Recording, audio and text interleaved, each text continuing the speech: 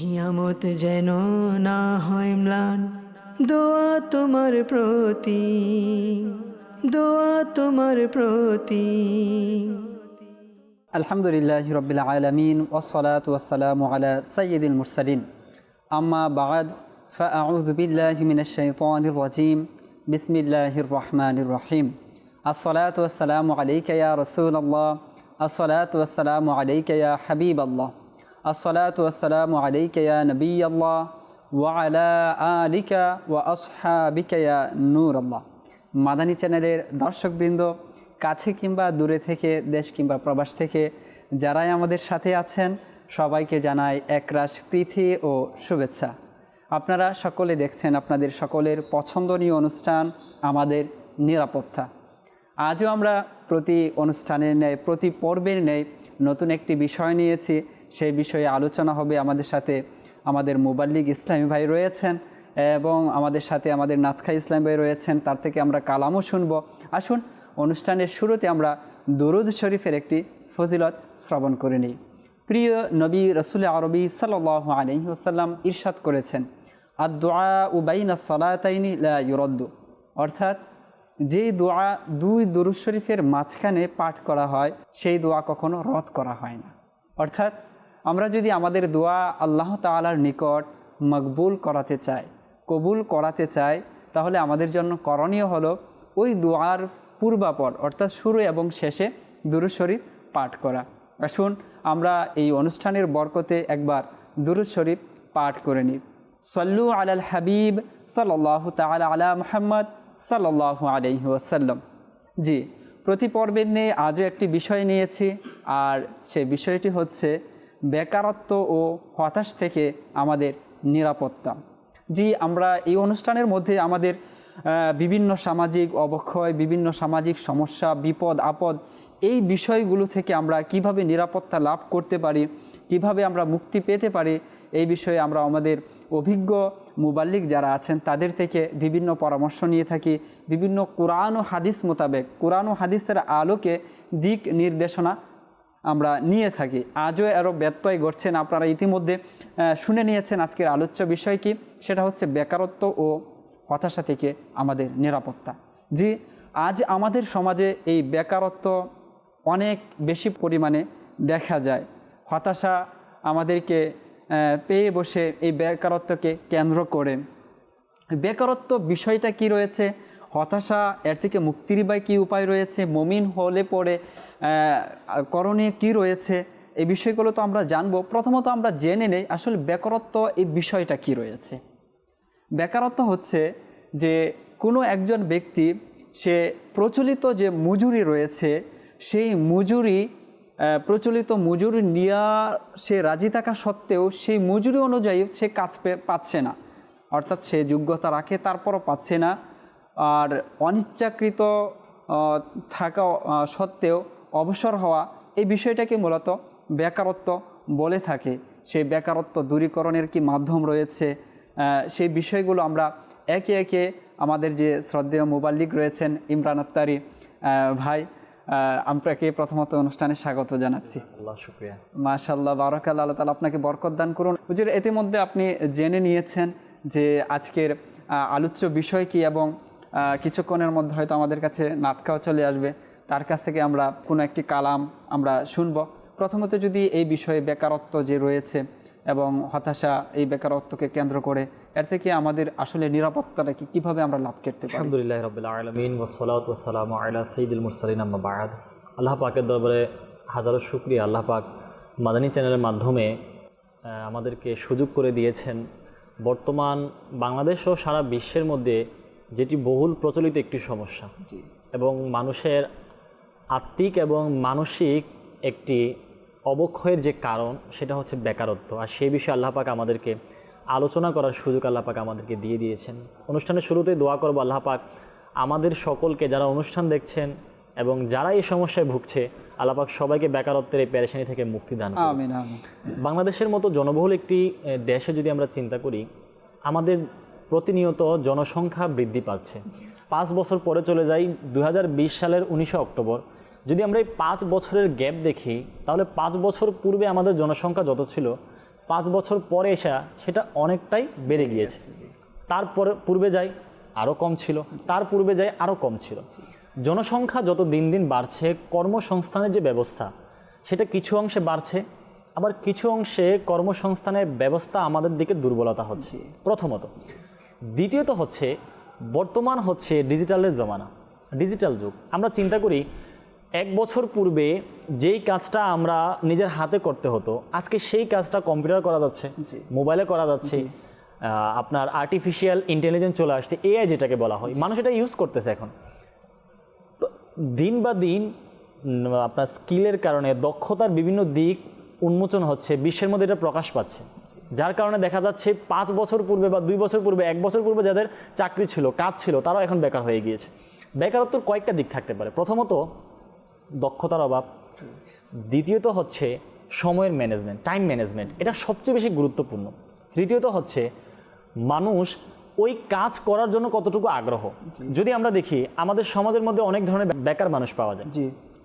এক হচ্ছে খোলা বেকার, মানে একদম যার কাছে কোনো কাজই নেই, চাকরিও নেই, কাজের দক্ষতাও নেই, তার কাজ করার সময়ও নেই, সময় আছে কিন্তু অন্য কাজে লাগাচ্ছে, কিন্তু তার প্ল্যান ভবিষ্যতে কিছু করার, কিন্তু সে তার ওই সময়টাকে এই কাজে লাগাচ্ছে না, সে একদম খোলা, একদম যে উন্মুক্ত বেকার। দ্বিতীয়ত হচ্ছে কেউ হচ্ছে আংশিক বেকার। আংশিকটা কেমন? তার সময় 8 ঘন্টা আছে, সে জানে যে আমি এই 8 ঘন্টা কাজ করতে পারবো। এখন সে শারীরিক হোক বা মানসিক হোক বা যেটাই হোক, সেটার জন্য সে 6 ঘন্টা কাজ করে, বাকি 2 ঘন্টা অহেতুক ব্যয় করছে, সে হচ্ছে আংশিক বেকারের মধ্যে পড়ে। কিছু হচ্ছে আমাদের সমাজের মানুষ যারা গ্রামগঞ্জে বসবাস করে, দেখবেন যারা কৃষিকাজ করে, একটা উদাহরণস্বরূপ একটা মাঠ, এখানে ধান চাষ করবে, গম চাষ করবে, ভুট্টা চাষ করবে, এখানে অনেক কিছু চাষ করবে, এখানে শ্রমিক প্রয়োজন 4 জন। এখন আমাদের হয়ে গেছে এখানে লাগতেছে আমরা এখন এখানে 8 জন দ্বারা কাজ করাচ্ছি। এখন ওরা হচ্ছে মানে এমন বেকার যে তারা না জানার কারণে ওই যে 4 জনের কাজটা তারা 8 জন করছে। যদি তারা জানতো যে এখানে 4 জন দিয়ে হয়ে যাবে, তাহলে হয়তো তারা সে 4 জনের কাজটা 4 জন দিয়ে করতো, 8 জন আর লাগাতো না। তো বেকারত্বের অনেকগুলো দিক রয়েছে। বেকার সমস্যা আপনি যেটা বলেছেন, এটার সাথে অ্যাড করেছেন হতাশা। এটা সম্পর্কে আমি বলি, বেকারত্ব আসলেই মানুষের হতাশা আসে, এটা স্বাভাবিক, আসবেই। আপনি দেখবেন মানুষ যখন ফ্রি থাকে, কোনো কাজ নেই, কিছু করার নেই, এখন সে বসে আছে, এখন শয়তান তাকে ধোঁকা দেয়, তুমি এটা করো, ওটা করো। আচ্ছা, কারো কাছে কোনো কাজ নেই, সে কোনো কাজ করতে ভালো লাগছে না, এখন শয়তান তাকে হতাশা নিয়ে যায়, তুমি কোনো কাজ করতে পারতেছো না, টেনশন করো। এখন টেনশনে পড়ে গেছে, আমি কী করবো, চিন্তায় পড়ে গেছে। আমাদের বাংলাদেশের যে জনসংখ্যা এবং প্রত্যেক পরিবারের মধ্যে আসলে আমাদের সামাজিক অবস্থা যদি দেখি, আর্থসামাজিক অবস্থা, আসলে বসে খাওয়ার মতো অবস্থায় তো আমরা নেই। আমাদের প্রত্যেকটা পরিবারের ক্ষেত্রে যদি আমরা দেখি, প্রত্যেকে কিছু না কিছু করতে হয় পরিবারকে সাহায্যের জন্য। হ্যাঁ, যারা পড়াশোনা করছে তাদের ক্ষেত্রে হয়তো পরিবার অনেক ক্ষেত্রে ছাড় দেয়, নিজের একটু কষ্টের মধ্যে থেকে এলো, কিন্তু যে পড়াশোনাও করছে না, তো তার ক্ষেত্রে তো আসলে বসে থাকার কোনো সুযোগ নেই। আমরা যে পরিবেশ বা আমরা যে রাষ্ট্র ব্যবস্থা বা আমরা যে রাষ্ট্রের মধ্যে বাস্তবতা, আমরা চিন্তা করতে হবে যে আমরা এশিয়া মহাদেশের একটা অন্তর্ভুক্ত দেশ। আমরা অন্যান্য যারা মানে বহির্বিশ্ব, যারা উন্নতশীল কান্ট্রি রয়েছে, ওই দেশের নাগরিক না যে আমাদেরকে ছোটবেলায় মানে ওদের মতো কম্পিউটার দিয়ে দেওয়া হবে আমাদেরকে। যেমন 2-3 বছর 4 বছরের বাচ্চাকে ওরা কম্পিউটার দিয়ে দেয়, মোবাইল দিয়ে দেয়, কারণ তাদের ওই পরিবেশে ওটা মানানসই। এখন আপনি যেটা বলেছেন যে আমাদের এই পরিবেশ না, কিন্তু আমাদের সমাজ ব্যবস্থা কিছুটা এমন হয়ে গিয়েছে, বিশেষ করে সোশ্যাল মিডিয়ার ব্যবহার যত বেড়েছে, আমাদের দেশের মধ্যে বেকারত্বের হার তত বেশি বেড়ে গিয়েছে। মানুষ কাজ করার সময় নেই কাউকে। আপনি উদাহরণস্বরূপ আপনি যেটা বলেছেন স্টুডেন্ট দেখেন, আমি অনেক স্টুডেন্টদেরকে দেখেছি যারা পার্ট টাইম জব করে। আমার সাথে পরিচয় আছে, আমার একজন বন্ধুই বলতে পারেন, সে এখন অনার্স 4th ইয়ারে পড়ে। তো আমি জানি তার পারিবারিক সাবলীল মানে ওই ব্যবস্থা আছে, তার পরিবারও সে তার বাবা চালাচ্ছে, ভাইরা চালাচ্ছে, বিদেশে রয়েছে, সে কোনো সাপোর্ট না দিলেও চলে। কিন্তু তারপরেও সে টিউশনি করতেছে, টিউশনি কয়েক বছর করেছে, এখন নিজে একটা কোচিং সেন্টার দাঁড় করিয়েছে। পার্ট টাইম জব থেকে এখন সে একটা নিজের প্রতিষ্ঠান দাঁড় করিয়েছে। এখন তার থেকে প্রধানত বেকারত্বের হারও কমে গেছে, সে বেকারও নয়, পড়াশোনাও করছে, নিজের একটা প্রতিষ্ঠানও দাঁড় করিয়েছে, এবং ভবিষ্যতে তার যে ইনকামের একটা ব্যবস্থা হয়ে গিয়েছে। আচ্ছা, তার এই প্রতিষ্ঠানের মাধ্যমে সমাজের 4 জন যে বেকার যুবক রয়েছে তাদের একটা কর্মব্যবস্থা হয়ে গিয়েছে। এরকম আছে আমাদের সমাজে।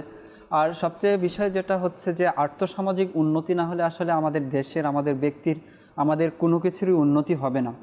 আর আল্লাহ পাক এই যে আমরা পৃথিবীতে, গোটা পৃথিবীতে যা কিছু দেখছি, সবকিছু আমাদের কোনো না কোনো কাজের জন্য তৈরি করেছেন, উদ্দেশ্যহীন কিছুই তো নয়, কোনো কিছুই না। আর আল্লাহ তাআলা ইরশাদ করেছেন বিসমিল্লাহির রহমানির রহিম, হুয়াল্লাযী খালাকালাকুম মা ফিল আরদি জামিআ।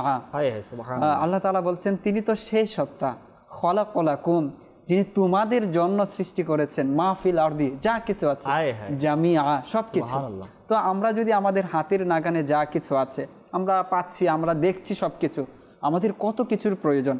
আমি একটা যে বিষয় দেখছিলাম যে আমাদের দেশে প্রতিদিন প্রায় 2000 কোটি টাকার উপরে পণ্য আমদানি করা হয়, আর সেটা কিন্তু আমার চোখের সামনে আমি ব্যবহার করছি সেই পণ্যগুলো। ঠিক আছে, আমরা ছোট থেকে ছোট সেটা আমাদেরকে আমদানি করতে হয়, অথচ আমরা যদি আমাদের দেশের জনগণের দিক থেকে আমরা দেখি প্রায় 18 কোটি মানুষ এই দেশে বসবাস করছে, কম বেশি। তো 18 কোটি মানুষ মানে 18 কোটি মস্তিষ্ক। 18 কোটি মস্তিষ্ক একটা বিশাল ব্যাপার স্যাপার। কোনো কোনো রাষ্ট্রে আছে 2 কোটি, 2.5 কোটি, 3 কোটি, সর্বোচ্চ কয়েক লক্ষ আছে। আর কত উন্নত তাদের, কেন? তারা তাদের মস্তিষ্ককে কাজে লাগিয়েছে, তারা তাদের বেকারত্বকে দূর করেছে। শুধু নিজেদের চাহিদা নয়, বরং এই যে আশেপাশের যে রাষ্ট্রগুলো আছে তাদের চাহিদা পূরণের ক্ষেত্রেও তারা ভূমিকা রাখছে, আর এই জন্যই তারা কিন্তু উন্নয়নশীল। তো সুতরাং আল্লাহ তাআলা যে ইরশাদ করেছেন যে আমি সকল কিছু তোমাদের জন্য সৃষ্টি করেছি, তো ওই যে জিনিসগুলো আমার চোখের সামনে আছে সেগুলো আমাদের কাজে লাগানো উচিত। আপনি যে কথাটা বলেছেন না যে আল্লাহ পাক যে জিনিসগুলো, এটা থেকে একটা বিষয় আপনি দেখেন, দুনিয়াতে যারাই ধনী হয়েছে, আপনি যদি দেখেন পুরো বিশ্বের মধ্যে 10 জন যদি সর্বোচ্চ ধনী ব্যক্তির তালিকা করেন, এটা বের হয়ে যাবে। জি, অন্যান্য কান্ট্রিতে রয়েছে। এখন আমরা অনেকে চিন্তা হয় যে আমি ঘরে বসে থাকবো, কোনো টাকার বস্তা চলে আসবে, আমি এদের মতো উন্নতি হয়ে যাবো। না, আপনি তাদের জীবনী পড়েন, ওরা সে ছোট থেকে ইয়ে করেছে। আমি আমাদের পাশের দেশের একজন ব্যক্তির জীবনী পড়ছিলাম, তো অনেক বছর হয়ে গিয়েছে। তো উনি আজকে মানে পুরো দুনিয়ার মধ্যে সে চতুর্থ না পঞ্চম, আমার সঠিক খেয়াল নেই, ধন্যাঢ্য ব্যক্তিদের অন্তর্ভুক্ত। তো তিনি বলতেছে যে আমি কীভাবে শুরু করেছি। সে একদিন তার নিজের শহর ছেড়ে, উদাহরণস্বরূপ ঢাকা ছেড়ে সে চট্টগ্রাম গেল, এখন স্টেশনে নামলো, পকেটে ছিল তার মতো 10 টাকা, ওই জামানা। সে এখন কি করলো, 10 টাকা দিয়ে সে চিন্তা করছে যদি আমি কিছু খাবার কিনে নেই, কিছুক্ষণের জন্য আমার ক্ষুধা নিবারণ হবে, কিন্তু তার চিন্তা হচ্ছে আমি বড় কিছু করব। এখন সে অনেকক্ষণ বসে থাকলো, তো সে দেখতে পেলো একজন মানে টুকরিতে করে একটা ছোট পাত্রে করে একজন ব্যক্তি কমলা লেবু বিক্রি করছে, কমলা। সে চিন্তা করতেছে উদাহরণস্বরূপ 2টা কমলা যদি আমি 10 টাকা দিয়ে পাই, এটা যদি আমি নিয়ে 15 টাকা বিক্রি করি, এখন আমার 5 টাকা লাভ হচ্ছে। সে সেম এই কাজটাই করছে, সে নিজের লিখতেছে সেম এই কাজটাই করেছে। কমলা লেবু কিনলো, সে নিল, অন্য প্ল্যাটফর্মে চলে গেল, সেটাকে বিক্রি করলো, এটা থেকে 5 টাকা 10 টাকা যেটা লাভ হচ্ছে সেটা দিয়ে আবার কিনলো। এরকম করতে করতে করতে করতে সে আজকে পুরো দুনিয়ার পঞ্চম অথবা চতুর্থ অথবা পঞ্চম ধরনের ব্যক্তি হয়েছে। কারণ আল্লাহ পাক পরিশ্রম দেখে, আমার পরিশ্রম কতটুকু আমি করছি, আমি ঘরে বসে আছি, আমার কাছে দেখেন স্কিল রয়েছে, দক্ষতা রয়েছে, টাইম রয়েছে, সব কিছু রয়েছে, তারপরে যদি আমি আমার দক্ষতাকে কাজে না লাগাই, একটা সময় কিন্তু এটার মধ্যে জং পড়বে। দরজা যখন দীর্ঘদিন না খোলা হয় লোহা, জং পড়ে যায়, নষ্ট হয়ে যায়, মরিচিকা পড়ে যায়, এটা আর কাজে লাগে না, একটা সময় এটা একদম নষ্ট হয়ে যায়। তেমনইভাবে আমি আমার মস্তিষ্ক, আমি আমার দক্ষতাকে যদি কাজে না লাগাই, পরবর্তীতে এটা আর কাজে আসবে না। আমি চেষ্টা করলে এটা কিছু হবে না। ঠিকই বলে, আসলে এগুলো সমাধান কিন্তু কোরআন ও হাদিসের মধ্যেই দেওয়া আছে। আপনি যে কথাগুলো বললেন এর নির্যাস যদি বলি তো কোরআনে পাকের এক আয়াতের মধ্যেই রয়েছে। আল্লাহ তাআলা ইরশাদ করেছেন ওয়া আল্লাইসা লিল ইনসানি ইল্লা মা সা, অর্থাৎ মানুষ যা চায় বান্দা সেটা পেয়ে যায়, সেই ক্ষেত্রে সফল হয়ে যায়। এখন আমাকে দেখা উচিত আসলে আমি কেন পারছি না, আমার দ্বারা হচ্ছে না কেন, বা আমি কেন বেকার রয়ে গেছি। এই সমাজের তো আমার সাথে আরও 10 জন বন্ধু, তারা তো চাকরি করছে, তারা তাদের সংসার পরিচালনা করছে, তো আমার দ্বারা হচ্ছে না কেন। আমি একটু নিজেকে প্রশ্ন করি, তো আমার মধ্যে কমতি কোথায় আছে, ঘাটতি কোথায় আছে। আপনি আপনার যে সিবিটা আছে সেটার দিকে লক্ষ্য করুন, এখন বর্তমান যুগে কি চাচ্ছে আর আপনার সিবিতে কি মিসিং আছে, আপনি একটু মিলিয়ে নিন হিসাব না, তাহলে আপনি পেয়ে যাবেন। আপনি 6 বছর আগে আপনার সিবিটা দেখেছেন, এখন 6 বছর পরে আপনি যেমনটা বলেন আর্টিফিশিয়ালের যুগ চলে এসেছে, তো সেই অনুযায়ী তো আপনাকে আপগ্রেড করতে হবে, আপনাকে নিজেকে আরও উন্নতি করতে হবে, নয়তো আপনাকে আসলে কে নেবে। এই জন্য আমাকে আরও কী করতে হবে, চেষ্টা করতে হবে, আর চেষ্টার মধ্যে সফলতা রয়েছে। আমাদের কাছে নাতখাও চলে এসেছে, যে আমরা নাতখা যিনি ইসলামী ভাই আছেন তার কাছ থেকে আজকের অনুষ্ঠানে প্রথম কালাম আমরা শুনব। যে আমাদেরকে যদি একটি কালাম শুনিয়ে দেন, আমাদের দর্শকরা অধীর আগ্রহে বসে আছেন। সাল্লাল্লাহু আলাইহি হাবিব সাল্লাল্লাহু তাআলা আলা মুহাম্মদ সাল্লাল্লাহু তাআলা আলাইহি ওয়া আলিহি ওয়া বারাক সাল্লাল্লাহু আলাইকা ইয়া رسول اللہ صلی اللہ علیہ یا حبیب اللہ صلی اللہ علیہ یا رسول اللہ صلی اللہ علیہ یا حبیب اللہ کیا بات رضا اس چمنستان کرم کی کیا بات رضا اس چمنستان کرم کی زہرا ہے کلی جس میں حسین اور حسن پھول صلی اللہ علیہ یا رسول اللہ صلی اللہ علیہ یا حبیب اللہ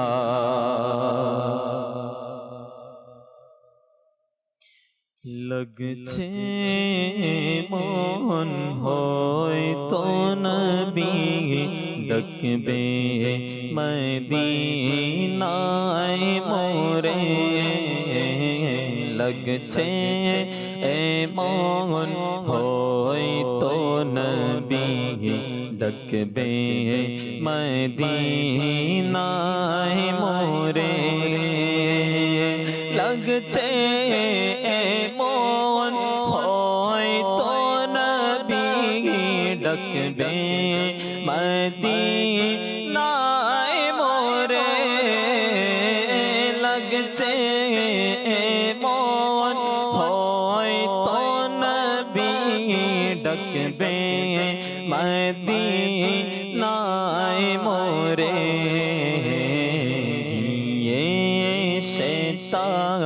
হৃদয়ে ব্যথা ঘিয়ে শেষা হৃদয়ে ব্যথা দেখাবো আমি তারে ঘিয়ে শেষা হৃদয়ে ব্যথা দেখাবো আমি তারে बड़ी उम्मीद है सरकार कदमों में बुलाएंगे बड़ी उम्मीद है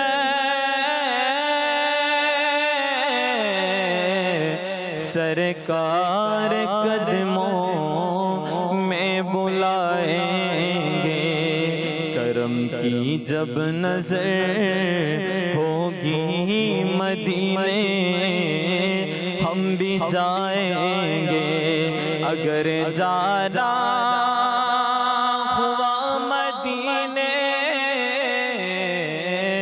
गुंबद खजरा वाले को हाल दिल सुनाएंगे तीनी जो दी चांद दीबे ने मोहन दो यार नौजोर मोर पाने तीनी जो दी चांद दीबे ने मोहन दो यार नौजोर मोर पाने चोखेरे धराय বইবে নদী চোখেরি ধারায় বইবে নদী হয়তো বিরহ ভারে লাগছে এমন হয়তো ডাকবে মদিনায় মোরে মরণ যেন হয় গো আমার সবুজে গম্বুজের নিচে মরণ যেন হয় গো আমার সবুজে গম্বুজের নিচে ঘুরব কত দারে দারে ঘুরব কত দারে দারে শাহী সে দরবার ছেড়ে লাগছে মন হয়তো নবী ডাকবে মদিনায় মোরে গিয়ে শেষা হৃদয়ে ব্যথা দেখাবো আমি তারে ভাগ্যে যদি লেখা থাকে গায় ভাগ্যে যদি লেখা থাকে গায় এমন শোভা আমার ভাগ্যে যদি লেখা থাকে গায় এমন শোভা আমার ঘুমিয়ে যাব চিরতরে ঘুমিয়ে যাব চিরতরে প্রিয় নবীর দুয়ারে লাগছে মন হয়তো নবী ডাকবে মদিনায় মোরে কাফেলা মোদের যাবে চলতে বড় জলো সের সাথে কাফেলা মোদের যাবে চলতে বড় জলো সের সাথে ইয়া রাসূলুল্লাহ ধ্বনিতে পড়বে সাড়া চারি ধারে ইয়া রাসূলুল্লাহ ধ্বনিতে পড়বে সাড়া চারি ধারে লাগছে এমন হয়তো নবী ডাকবে মদিনায় মোরে গিয়ে শেষা হৃদয়ে ব্যথা দেখাবো আমি তারে মাশাআল্লাহ বারাকাল্লাহ। জি নিশ্চয়ই এমনই তো মনে হয় যে হয়তো আজ না হয় কাল এই বুঝে আমার ডাক চলে আসবে মদিনা থেকে, আর সেখানে গিয়ে মনে যত দুঃখ আছে যত বেদনা আছে সব কিছু সেখানে গিয়ে শেয়ার করব, সেখানে গিয়ে বলবো।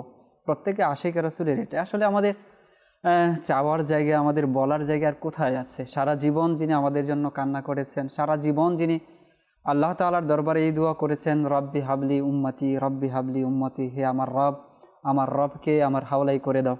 তো সেখানেই তো আসলে আমাদের চাওয়ার জায়গা, বলার জায়গা। আর আল্লাহ তাআলা আমাদেরকে সেটাই শিখিয়ে দিয়েছেন, যদি আমরা আমাদের নফসের প্রতি জুলুম করে ফেলি তখন যেন আমরা সেখানেই যাই, সেখানে গিয়ে ইস্তেগফার করি। আর আমাদের ইস্তেগফারের সাথে যদি হুজুর সাল্লাল্লাহু আলাইহি ওয়াসাল্লাম আমাদের পক্ষে সুপারিশ করে দেন তাহলে আমাদের বেড়া পার হয়ে যাবে, আমাদের তরি পার হয়ে যাবে। যে আমরা আলোচনা শুনছিলাম বেকারত্ব এবং হতাশা নিয়ে, আর এর দূরীকরণের অন্যতম কারণও আমরা ইতিমধ্যে কিছু শুনেছি যে আমাদের নিজেদেরকে আপডেট করতে হবে, আমাদের নিজেদেরকে স্বতঃস্ফূর্তভাবে কর্মের সাথে সম্পৃক্ত রাখতে হবে। এতে করে আমাদের দেশের উন্নতি, আমার নিজের উন্নতি হবে। রিজিকের ব্যাপারে, জীবিকা তালাশের ব্যাপারে, আর জীবিকা তালাশের জন্য মানুষ মূলত কর্মের সাথে জড়িত হতে চায়, বেকারত্বের সাথে জড়িত হতে চায়, এর থেকে বেকারত্ব থেকে মুক্তি পেতে চায়। আর আল্লাহ পাকও আমাদেরকে এই ব্যাপারে ইরশাদও করেছেন, যে আল্লাহ তাআলা ইরশাদ করেছেন, ফাইদা কুদিয়াতিস সালাতু ফান্তাশিরু ফিল আরদি ওয়াবতাগু মিন ফাদলিল্লাহ, যে যখন তোমরা নামাজ থেকে ফারিগ হয়ে যাও, নামাজ শেষ করে নাও, তখন তোমরা ছড়িয়ে পড়ো জমিনের মধ্যে আল্লাহ তাআলার যে ফজল রয়েছে সেটা তালাশ করার জন্য। সুবহানাল্লাহ। তো এটা তো আল্লাহ পাক আমাদেরকে শিখিয়েছেন। আর এর মাধ্যমে আসলে বেকারত্ব দূর হয়।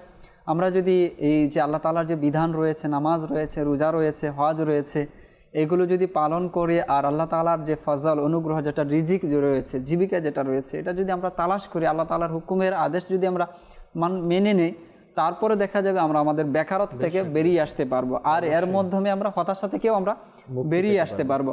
এছাড়াও আল্লাহ তাআলা ইরশাদ করেছেন যে এখন বেকারত্ব থেকে যে বেরিয়ে আসবো, জীবিকা যে তালাশ করব, সেটা ঘরের মধ্যে বসে থেকেই হলে হবে না। আল্লাহ তাআলা সাথে বলেছেন যে জমিনের মধ্যে আমাদেরকে ছড়িয়ে পড়তে হবে।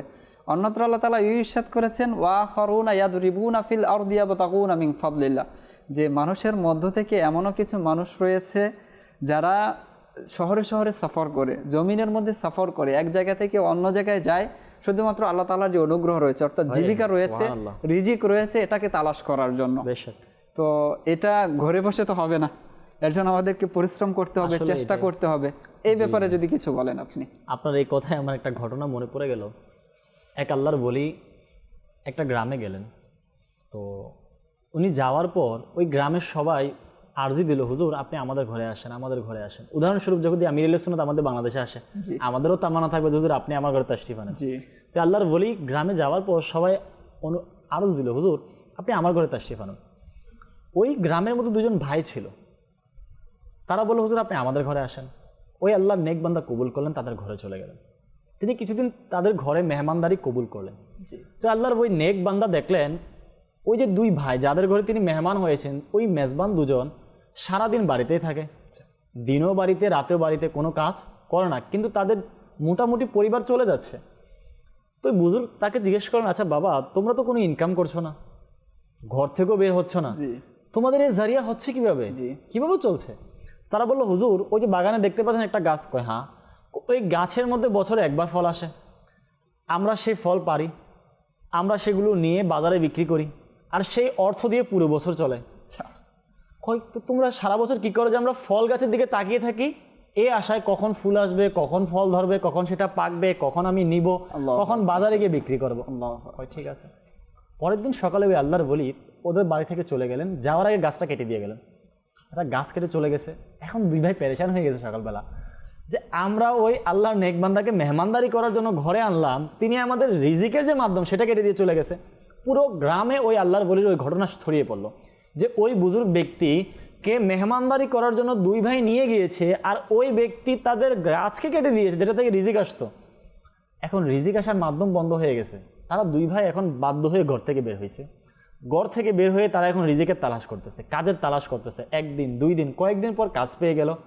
কয়েক মাস কাজ করার কারণে তারা তাদের ওই কয়েক বছর থেকে বেশি উন্নতি করে ফেলছে। এখন কিছুদিন পর ওই আল্লাহর ওলি আবার তাদের গ্রামে আসছে। এখন পুরো গ্রামে ছড়িয়ে গিয়েছে কি, যে এই আল্লাহর বান্দা দুই ভাইয়ের রিজিক আসার মাধ্যম কেটে দিছে, এই জন্য কেউ ওই আল্লাহর নেক বান্দাকে ঘরে ডাকতেছে না মেহমানদারি করার জন্য। হুজুর আমি আপনাকে আমরা ডাকবো না, কারণ আপনি তাদের রিজিক আসার মাধ্যম কেটে দিয়ে গিয়েছেন। এখন ওই আল্লাহর বান্দা কার ঘরে যাবে? এখন দুই ভাই দৌড়ে আসছে, কয় হুজুর আপনি কারো ঘরে যেতে হবে না, আপনি আমাদের ঘরে আসেন। সবাই অবাক হয়ে গেছে যে তোমার গাছকে উনি কেটে দিয়ে গেছে, এই জন্য আমরাও তাকে ডাকছি না, এখন তোমরা তাকে কেন নিচ্ছ? কয় তোমরা যদি জানতে তাহলে তোমরাও নিয়ে যেতে। এখন এই আল্লাহর ওলিকে তারা নিয়ে গেছে, নিয়ে যাওয়ার পর মেহমানদারি করালো। হুজুর খাওয়া দাওয়া করার পর বললো, বাবা আচ্ছা বলো, আমি তো তোমাদের গাছ কেটে দিয়ে গিয়েছি, এখন তোমাদের রিজিক কোত্থেকে আসতেছে? কয় হুজুর আপনি আমাদের চোখ খুলে দিয়ে গেছেন, মূলত আমরা এই গাছের আশায় এক বছর বসে থাকতাম, আর যা কিছু আসতো সেটা দিয়ে কষ্টে চালিয়ে নিতাম। যখন আপনি এই গাছটা কেটে দিয়ে গিয়েছেন তখন আমরা বের হয়েছি, রিজিকের অন্বেষণ করেছি, তালাশ করেছি, আল্লাহ পাক আমাদেরকে বরকত দিয়েছে। আর এটাই হচ্ছে বাস্তবতা। আমি বললাম না, অনেক মানুষ মানে জেগে জেগে স্বপ্ন দেখে টাকার কোনো বস্তা আসবে, কোনো ব্যক্তি আমাকে দিবে, আমি একটা করে ফেলবো, একদিনের মধ্যে হয়ে যাব। না ভাই, এটা কখনো সম্ভব না। হ্যাঁ, এটা মনে রাখতে হবে, আল্লাহ পাকের উপর তাওয়াক্কুল রাখতেই হবে। এটাই আমাদের আকীদা, এটাই আমাদের বিশ্বাস। দুই পাহাড়ের মাঝখানে যদি রিজিক থাকে, ওইটা আমার মুখেই আসবে যদি আমার খাত থাকে। এটাই আমাদের বিশ্বাস। আমার মৃত্যু ততক্ষণ পর্যন্ত হবেই না যতক্ষণ আমার রিজিক শেষ হচ্ছে। আমার রিজিকের শেষ দানা খেয়ে আমি মরবো। সেই রিজিকটা তো দেখতে হবে যে এখন আসলে সেই রিজিকের, এটা আমাদের তাওয়াক্কুল। কিন্তু এর মানে এই নয় যে আমি ঘরে বসে থাকবো। এখন আমাদের অনেকের মাইন্ড হয়ে যায়, অনেক সময় আমরা বয়ানে শুনি আল্লাহর ওলিরা পাহাড়ে চলে গেছে, জঙ্গলে চলে গেছে। বড় বীর আব্দুল কাদের জিলানী 15 বছর জঙ্গলে ছিল, হাড় ছিল ভাই, ওনারা ইবাদত করেছে, কাজও করেছে, আল্লাহ রিজিকও দিয়েছে। এখন আমরা যদি ওটা চিন্তা করি, আমরাও কোথাও চলে যাব, আমরাও গিয়ে বসে থাকবো, আসমান থেকে রহমত পড়বে, আসমান থেকে আমরা পেয়ে যাব। ভাই আল্লাহ বলছে তালাশ করার জন্য, আমাকে তালাশ করতে হবে। তালাশ না করে যদি আমরা আমাদের মানে ওই আশায় থাকে যে কিছু হবে, তাহলে শয়তান ধোকা দিবে, সোশ্যাল মিডিয়ায় পড়ে যাব, আপনার ফেসবুকের মধ্যে, মোবাইলের মধ্যে আমরা লেগে যাবো। আজকে মানুষ দেখেন, বেকার মানুষের জীবন দেখেন, অনেককে বলা হয় ভাই তুমি কাজ করো না কেন, আমার টাইম নেই। টাইম কোথায় যায়? 24 ঘন্টার মধ্যে আমি উদাহরণস্বরূপ 7 ঘন্টা ঘুমাই, মানুষ 7 ঘন্টা ঘুমাইছে, বাকি 2-3 ঘন্টা তার নামাজ অন্যান্য কাজ গেছে, 10 ঘন্টা গেছে, তো বাকি 14 ঘন্টা কোথায় গেল? আপনি যদি এখন বেকার মানুষের মোবাইলটা চেক করেন না, ফেসবুকের মধ্যে 6 ঘন্টা, ইউটিউবের মধ্যে এত ঘন্টা, চ্যাট জিপিটি এটা, হোয়াটসঅ্যাপের মধ্যে এটা, ইমোতে এটা, সব বেশিরভাগ সময়ের মধ্যে সোশ্যাল মিডিয়াতে যাচ্ছে। যার কারণে আমাদের স্কিল দক্ষতা হচ্ছে না, আমাদের স্কিল বাড়ছে না, আমাদের কোনো কাজে আমরা দক্ষতা অর্জন করতে পারছি না। তো আমাদের স্কিল, আমাদের দক্ষতা সব কিছুকে আপডেট করতে হবে, না হলে যুগের সাথে তাল মিলিয়ে আমরা চলতে পারবো না। আরো কিছু বিষয় ইনশাল্লাহ একসাথে আসবো। যখন এই আয়াতটি তেলাওয়াত করে তখন কিছু বিষয় আসছিল যে এখানে আল্লাহ তাআলা আসলে জমিনে সফর করার কথা বলেছেন। কেউ হয়তো আমাদের ঢাকা শহর আছে, ঢাকা শহর থেকে চট্টগ্রাম যাচ্ছে, চট্টগ্রাম থেকে ঢাকা আসছে, কেউ বরিশাল থেকে ঢাকা, বিভিন্নভাবে সফর করছে মানুষ রিজিকের তালাশে। আবার কেউ তো আরো ব্রড মাইন্ডের হয় যে আমি শুধু এই বাংলাদেশের মধ্যে যে শহরগুলো বিদেশে যাবো, এবং অনেকে সফর করছে। আচ্ছা, এটাকে কেন্দ্র করে আবার একটা হচ্ছে যে এতদিন পর্যন্ত বলতো যে বিদেশে যাব, এখন তো কোরআনে পাকের মধ্যেও বলছে এখানে যে সফর করার জন্য। তো এখন আমি চেষ্টা এটাই করি। আর বিদেশের ব্যাপারে তো বলি যে আসলে অনেক টাকা, আর আমাদের দেশে এরকমটা দেখা যায় যে অনেক টাকা খরচ করতে সে রাজি বিদেশে যাবে। এমনকি কিছু ঘটনা এরকম পেয়েছি, সে বাংলাদেশে মাশাআল্লাহ বা নিজ দেশে মাশাআল্লাহ ভালো অবস্থানে ছিল, সে ভালো টাকা চলে অন্য দিয়ে যাচ্ছে, পরবর্তী দেখা যাচ্ছে ওখান থেকে খবর আসছে যে সে এই ধরনের কাজ করছে, অথচ নিজ দেশে এই কাজ সে জীবনেও করতো না। তো এক হচ্ছে যে আপনি সফর করেন, সেটা বিদেশে যান, তবে আপনি নিজের যে কাজ যেটা আছে সেটাকে থামানোর তো কোনো দরকার নেই। তো সেটাকে থামিয়ে দিয়ে আপনি দীর্ঘদিন ধরে বসে আছেন, পরবর্তীতে কল করছেন যে হুজুর আমি তো এই ভুলটা করে ফেলেছি, এখন আমার কি করতে হবে। এক ইসলামী ভাই কিছুদিন আগে বারবার কল করছিল, তো তিনি বলছে যে আমি তো আমার সরকারি চাকরি সেটা দিয়ে আমি রেখে আমি এই কাজ শুরু করেছি, এখন আমার তো এই অবস্থা। তো ভাই আপনাকে কে বলেছিল সেটা প্রথমে ছেড়ে দিতে? আপনি যে কাজটা করতে যাচ্ছেন প্রথমে সেখানে আপনি ইস্টাবলিশ হয়ে নিতেন, পরবর্তীতে আপনি সামনে অগ্রসর হতেন। তো এই যে বিষয়গুলো রয়েছে, এক তো হচ্ছে বিদেশে যাওয়ার জন্য সব টাকা ওইখানে লাগিয়ে রেখেছে, এখন ঘরের মধ্যে এক সমস্যা চলছে। তারপর হচ্ছে আরও যে আমি এই কাজ করব না, আমার যোগ্যতা আছে, আমি এই কাজ ছাড়া অন্য কাজ করবই না। এই বিষয়ে দেশের মধ্যে তো অসংখ্য বিষয় রয়েছে। আমাদের দেশে 18 কোটি মানুষ, 18 কোটি মানুষ মানে 18 কোটি মানুষের চাহিদা রয়েছে, তার যে মৌলিক চাহিদাগুলো রয়েছে, খাবার রয়েছে, তার ওষুধ, বাসস্থান রয়েছে, ওষুধের প্রয়োজন রয়েছে, শিক্ষা রয়েছে। এই যে মৌলিক চাহিদাগুলো যদি আমরা নিয়ে কাজ করি, সেখানেও তো আমাদের কাজের কোনো শেষ নেই। খাবারের যে বিষয়টা রয়েছে, আমি যদি বলি যে আপনি যে গ্রামে আছেন, আপনি গ্রামে আপনার গ্রামটাকে একটু অনুসন্ধান করেন, কত সংখ্যক আবাদি জমি অনাবাদি হয়ে পড়ে আছে, চাষ করা হচ্ছে না। আপনি সেই জায়গাগুলো একটু তালাশ করুন, আপনি সেইখানে একটু কাজ করুন। আপনি আপনার নিজ দায়িত্বে আপনার গ্রামের খাবারের দায়িত্বটা আপনি নিয়ে নিন, যে আমি আমার গ্রামের যে খাবার যেটা আছে এটা কোনো বাহির থেকে আসতে হবে না। যদি প্রত্যেক গ্রামের, আমাদের দেশ তো আলহামদুলিল্লাহ আল্লাহ পাকের এক বড় নিয়ামত, যে যদি বাসার ছাদেও কেউ কিছু লাগিয়ে নেয় সেখানেও ফলন হয়। তো আল্লাহ তাআলা এমন একটা গ্রাম, এমন একটা দেশ আমাদেরকে দিয়েছেন, উর্বর একটা জমি পেয়েছি আমরা। সেখানে যদি আমি আমার নিজ উদ্যোগে কিছু করতে চাই, তাহলে আমি যদি প্রত্যেকে নিজ এলাকার দায়িত্বটা নিয়ে নেয়, তাহলে দেখা যাবে মধ্যপ্রাচ্যের খবর আসে না যে সে মরুভূমির এলাকা, সেখানে সবজি কিনতে গেলে এই এত টাকা, মাঝে মাঝে পোস্টের মধ্যে পাই যে এটা কিনেছি। পেয়ারা পাতা বিক্রি করে, আমি দেখেছি নিউজে, পেয়ারা পাতা ওখানে বিক্রি করে মানুষ। আমাদের দেশে যেই পান আমরা মানে এখন তো পানের যে বিড়া বলে না পুরো একটাকে, ওটা আমি আমাদের কুমিল্লা দেখেছি 20 টাকা পাওয়া যায়, ওই দেশে এটা অনেক দাম হয়ে যায়। তো সেটা যদি আমরা দায়িত্ব নিয়ে নিই যে আমি আমার দেশের চাহিদা পূরণ করে, আপনি মানে উদ্যোক্তা বিষয়টা বলছেন, যে উদ্যোক্তা হওয়া। উদ্যোক্তা আপনি দেখেন, আমারও অনেকে পরিচিত রয়েছে, সোশ্যাল মিডিয়া খুললেই দেখা যায় যে অমুক ব্যক্তি 2-3 বছর কষ্ট করেছে, উদ্যোক্তা হয়েছে, এখন তার এই মাধ্যমে আরো কয়েকজন ব্যক্তির কর্মসংস্থানের ব্যবস্থা হয়ে গিয়েছে। আর আপনি আরেকটা কথা বলেছেন যেটা, যে সুযোগ রয়েছে কিন্তু অনেকের হীনমন্যতা থাকে যে আমি যদি এটা করি মানুষ কি বলবে।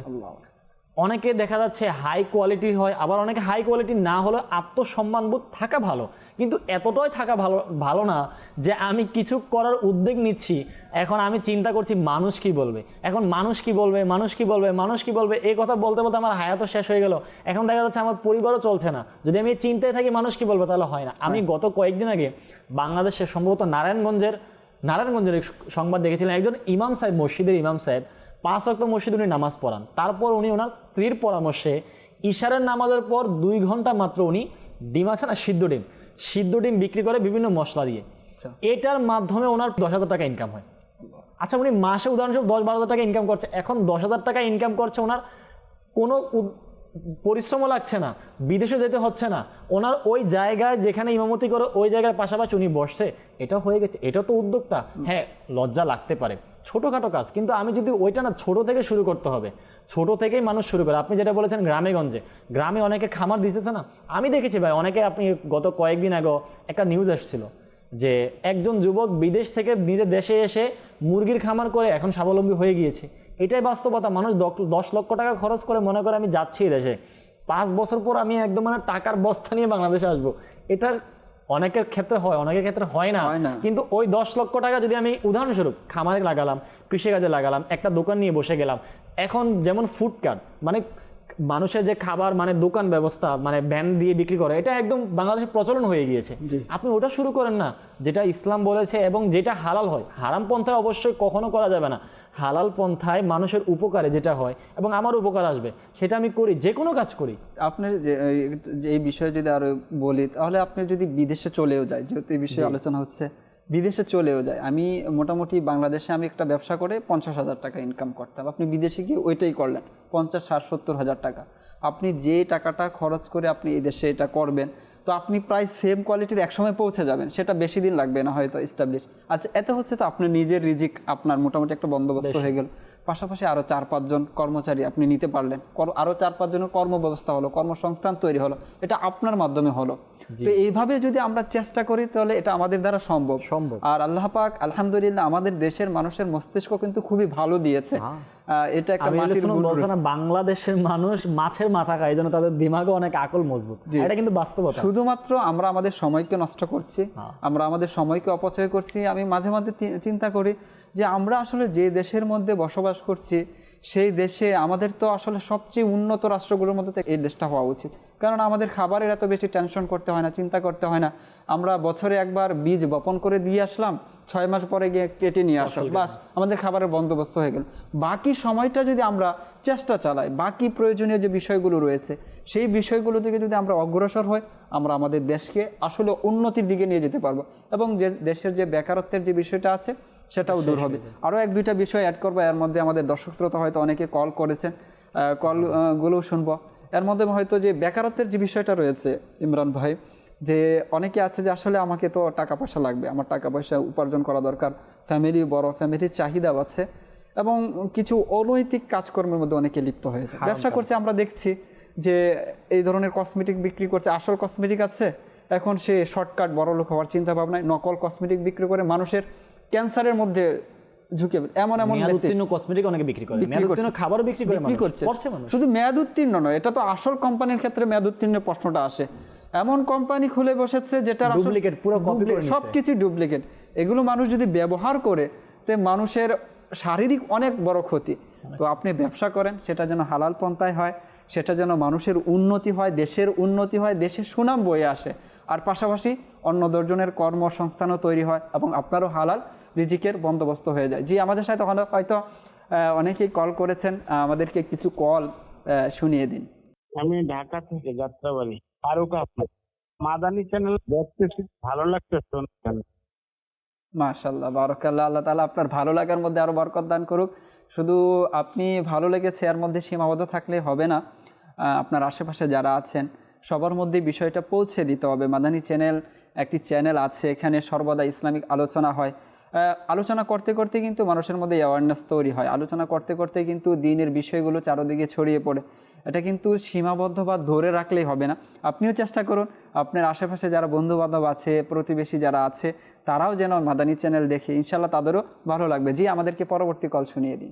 আমার নাম মুখলেছার রহমান, আমি অনুষ্ঠানটা দেখতেছি, খুব ভালো লাগতেছে।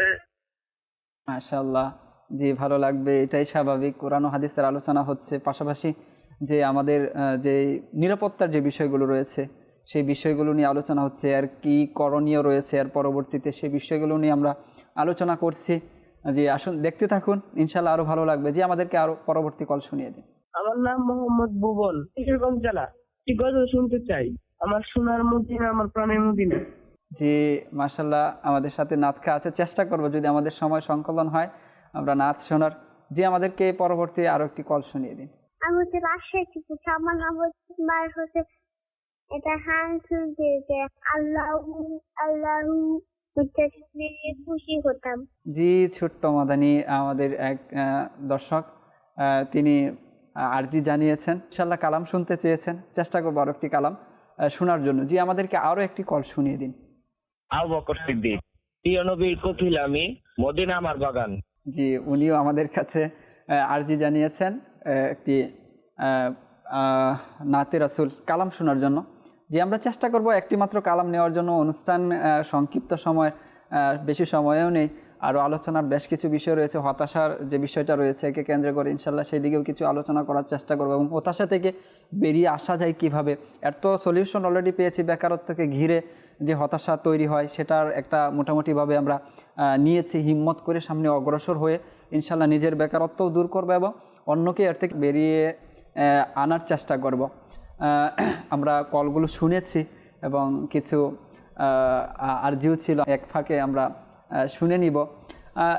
আমরা যে বিষয়টা আলোচনা করছিলাম যে বেকারত্ব দূরীকরণ, আসলে কিছু মানুষ তো এরকম আছে যে আমরা আত্মমর্যাদা সম্পন্ন ব্যক্তি আছে, এক তো হচ্ছে যে কাজ করতে চায় তবে মানসম্পন্ন কাজ পাচ্ছে না, বা সেই নিজেকে যে বিষয়ে যোগ্য মনে করছে সেই যোগ্যতা সম্পন্ন কাজ পাচ্ছেন। আরও কিছু বিষয় এরকম আছে যে কাজই করতে চায় না, অলসতা রয়েছে, এবং সে হচ্ছে যে কাজ করবে না, সহজ সমাধান হচ্ছে ভিক্ষার মধ্যে নিজেকে ঠেলে দেয়। তো ভিক্ষা পুঁজিবিহীন কাজ, তো এটাও হচ্ছে বেকারত্ব। কি বলবো এটাকে, বেকারত্ব তো না, সে একটা নিজেকে এটা পেশা মনে করছে যে আমার এটাই পেশা। এবং এই ব্যাপারে আর হুজুর সাল্লাল্লাহু আলাইহি ওয়াসাল্লাম তো এই ব্যাপারে আমাদেরকে কঠোরভাবে নিষেধ করেছেন। এবং এক সাহাবীর ঘটনাও আমরা জানি যে তিনি গিয়েছিলেন চাওয়ার জন্য, তখন হুজুর সাল্লাল্লাহু আলাইহি ওয়াসাল্লাম তাকে বলেন তোমার ঘরে কি আছে, তখন তিনি নিয়ে আসলেন সম্বল যা ছিল, কম্বল বা বাটি ছিল। তো হুজুর সাল্লাল্লাহু আলাইহি ওয়াসাল্লাম সেটা বিক্রি করে তাকে একটি কি দিয়ে দিলেন, কোঠার দিয়ে দিলেন, বলে এটার মাধ্যমে তুমি কি করো, কাঠ কেটে এর মাধ্যমে আয় উপার্জন করো। তো এরকমভাবে আরও বেশ কিছু ঘটনা রয়েছে। তো এই যে এটাও একটা পেশা বা বেকারত্ব থেকে নিজেকে মুক্তি রেখেছে। তো এই ব্যাপারে যদি কিছু বলতেন, এই যে পেশাটা রয়েছে এটা কতটুকু গ্লানির, কতটুকু মন্দের, এবং ইসলাম এটাকে আসলে সমর্থন করে কি না? আসলে আমাদেরকে মনে রাখতে হবে আমরা মুসলমান। ভিক্ষা যদিও জায়েজ হয়, আল্লাহ পাকের দরবারে অপছন্দনীয় কাজগুলোর মধ্যে এটা কিন্তু একটা, মানুষের কাছে চাওয়া। আচ্ছা, কে চাইবে সেটা আমাদেরকে বুঝতে হবে না। প্রথমত আমরা নিয়ে নিই কে চাইবে, যাদের আসলেই প্রয়োজন। বর্তমান প্রেক্ষাপটে আসলে কিছু মানুষ রয়েছে যাদের প্রয়োজন, ওদের বিষয়টা তো আলাদা। কিন্তু আমাদের যেটা আপনি বলেছেন না, মানুষ এখন অল্প পুঁজিতে মানুষ অনেক বড় কিছু করতে চায়, অল্প সময়ে মানুষ অনেক বড় সফলতার দরজায় পৌঁছাতে চায়। অল্প পরিশ্রম বলেন বা কোনো আমার কাছে কোনো কিছু নেই, এখন আমি চাই আমি কিছু করব, এখন মানুষ ওটাকে নিয়ে নেয়, যেটা আপনি বলেছেন অনেকে নিয়ে নেয়, হ্যাঁ ভিক্ষা করতে হবে। এটা হচ্ছে কি, পুঁজিও লাগবে না, কোনো কিছুও লাগবে না, কোনো প্রতিষ্ঠানও লাগবে না, কিছুই লাগবে না, শুধু মানুষের দ্বারা দ্বারা যেতে হবে, মানুষ থেকে নিতে হবে। যারাই আমরা এটা করি, প্রথমত এটা চিন্তা করা দরকার কিয়ামতের দিন কিন্তু জবাবদিহি করতে হবে আল্লাহ পাকের দরবারে। আর আমি যে নিচ্ছি, আপনি যেটা বলছেন কিছু মানুষ রয়েছে এমন যারা আত্মসম্মানের কারণেও লজ্জাজনক কাজ করে না, কিন্তু হাদিসে পাক রয়েছে যারা হালাল ইনকামের জন্য লজ্জাজনক স্থানেও যায়, তাদের গুনাহ শুকনো গাছের পাতার ন্যায় ঝরে। তাদের বিষয়টা তো আলাদা। এখন ওই ভিক্ষা প্রথাকে যারা নিয়ে নিয়েছে, ভিক্ষাবৃত্তি নিয়েছে, তাদের চিন্তা করা দরকার যে আমার মধ্যে কি ন্যূনতম লজ্জাও আসে না? আল্লাহ পাক আমাকে শারীরিক ক্ষমতা দিয়েছে, সক্ষমতা দিয়েছে, হাত রয়েছে, পা রয়েছে, চোখ রয়েছে, সব কিছু রয়েছে, তারপর আমি কেন করছি? আচ্ছা, ভিক্ষার মধ্যে ডিজিটালাইজেশন চলে আসছে। আপনিও দেখেছেন যারা সফর করে, আমার তো অনেক সময় সফর হয়, আমিও দেখি ট্রেনের মধ্যে, বাসের মধ্যে এখন তো ভিক্ষা করার মানে রীতি বদলে গেছে। কার্ড হয়, একটা টোকেনের মধ্যে লিখে দেয়, আল্লাহ না করুক, আল্লাহ না করুক, ওখানে লিখে দিছে ভাই ক্যান্সার, আমার অমুকের ক্যান্সার, আমার জানে না সত্য কতটুকু, লিখে দিছে। এখন লেখার পর ওখানে কি 2টা চকলেট দিয়ে দেয় 5 টাকা। এটা আমি এমনও দেখেছি, 2বার আমি নিজে নিয়েছি, আমার থেকে খারাপ লেগেছে, আমার নিজের খারাপ লেগেছে। ট্রেনে আমি রাজশাহী যাচ্ছিলাম, 2বার নিয়েছিলাম আমি, দেখতেছি চকলেটগুলো মেয়াদ চলে গেছে, যখন এটা খুলছি পুরো গোল এটা নষ্ট হয়ে গেছে। আচ্ছা, নিশ্চয়ই সেটা ব্যবসার জন্য করতেছে, বাস্তবে তো তার ঘরে এটা কেউ নেই। এখন চিন্তা করি, আমি আমার পরিবার বলতেছে আমার মা ক্যান্সারে আক্রান্ত, এই বলে আমি মানুষ থেকে সাহায্য নিচ্ছি। আমার মন মস্তিষ্ক কতটা নিকৃষ্ট হয়ে গিয়েছে।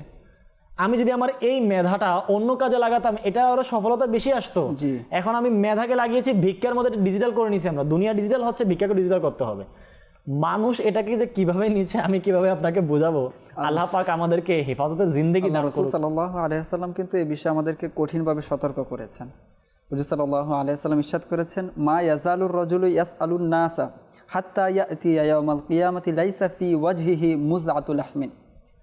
যে তিনি বলেন যে মানুষ সর্বদা মানুষের কাছে চাইতে থাকে। এরকম কিছু লোক আছে কিন্তু তার ঘরেও পর্যাপ্ত পরিমাণে খাবার আছে, এবং কি ক্ষেত্রবিশেষ অনেকের চেয়ে সে ধনাঢ্য, যার কাছ থেকে সে ভিক্ষা নিচ্ছে। তো তাদের ব্যাপারে বলছে যে মানুষ এইভাবে চাইতে থাকে এমনকি সে কিয়ামতের ময়দানে উপস্থিত হবে। তো বলা হচ্ছে লাইসাফি ওয়াজহিহি মুযআতুল লাহমিন, তার চেহারার মধ্যে বিন্দুমাত্র গোশত থাকবে না। এই যে লজ্জাহীনতাকে বিক্রি করে দিয়েছি, মানুষের কাছে চাচ্ছি, নিজের যে আত্মসম্মান বোধ যেটা ছিল, মুসলমান হিসাবে আল্লাহ পাক যে আমাকে কত সম্মানিত করেছে, আর আমি সামান্যটুকু একটু দুনিয়ায় ধনাঢ্যতার জন্য, একটু ভালো থাকার জন্য আমি কি করছি সারাটা জীবন আমি এই কাজে।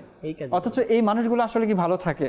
ভালো থাকে না। তো সারাদিন তো সে এভাবেই ব্যয় করছে, তার জীবনকে উপভোগ করার সে সময়টুকু তো তার নেই।